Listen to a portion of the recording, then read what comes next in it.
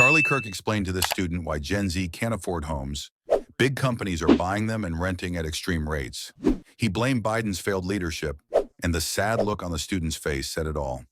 Hey Charlie, so I am as a young adult right now in America, I'm looking right now towards like my future, and I'm really having a hard time really seeing myself being able to do the same things like my parents have done, such as buy a house at a young age and whatnot.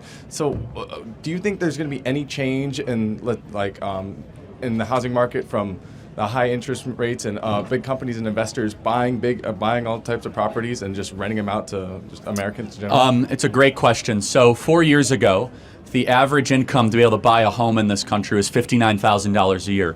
Now it requires $106,000 a year to buy a home, and it's probably even more than that here in Vegas, is my guess. You have been robbed by the DC political class, and then big corporations like BlackRock come in and purchase these homes and then rent them back to you.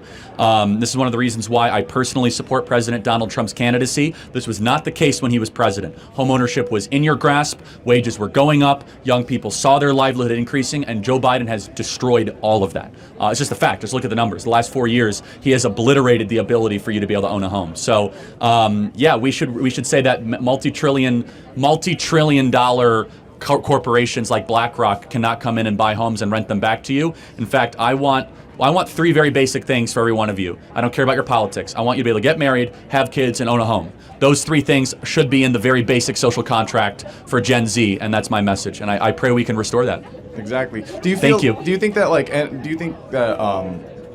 any time in the near future that any changes in the housing market are going to take place? Say that again. Do you think housing prices will probably go up before the end of the year because interest rates are going to be cut 3 times before the election? The Fed just announced yesterday interest rates are going down, so you guys are even more screwed.